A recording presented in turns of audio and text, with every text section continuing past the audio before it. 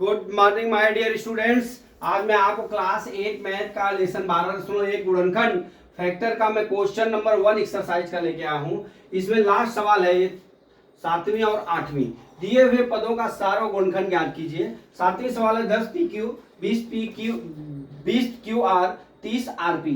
8वां सवाल दिया 3x square Y cube 10x cube Y square 6x square Y square Z. इतना सवाल दिया हुआ है। तो सबसे पहले मैं आपको 7वीं सवाल बताता हूं। 7वीं सवाल क्या है? 7वीं सवाल हमारा क्या 10 पी क्यू, तो हम लिख सकते हैं 2 गुणे 5 पी गुणे क्यू लिख सकते हैं। ठीक है। अब हमारा कितना है 20 क्यू आर है, तो हम लिख सकते हैं 2 गुणे 2 4 पचे 20 क्यू आर गुणे कितना हो गया हमारा गुणे आर हो गया। ठीक है। अब चलते हैं हमारा कितना 30 आर पी है, तो बराबर कितना हो जाए 2 3 या 6 पच्चे कितना होता है 30 गुणे आर गुणे पी। ठीक है। अब देख लीजिए यहाँ पे 2 है, यहाँ पे 2 कॉमन है, यहाँ पे देख लीजिए ये 2 कॉमन है, तो गुणे 2 ले सार्वगुणनखंड लिख लीजिए। यहाँ पे सार्वगुणनखंड बराबर ये 2 कॉमन हो गया 2 गुणे। अभी यहाँ पे देख लीजिए 3 कॉमन नहीं है, 2 कॉमन नहीं है, तो 3 भी कॉमन नहीं है, तो हमारा कितना बच्चा हमारा 5 कॉमन। ठीक है। गुणे कितना लिख लेंगे 5। अब यहाँ पे P है, यहाँ पे P नहीं है, तो यहाँ पे Q है, यहाँ पे Q है, लेकिन यहाँ पे नहीं है, इसलिए हमारा सार्वगुणनखंड कितना आ जाएगा 10 आ जाएगा। इसका आंसर कितना आ जाएगा 10 आ जाएगा। अब चलते हैं हम 8वीं सवाल। 8वीं सवाल क्या है?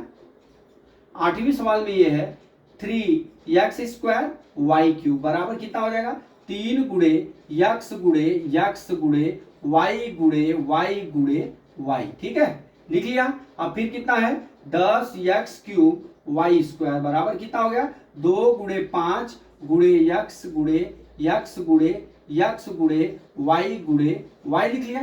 ठीक है।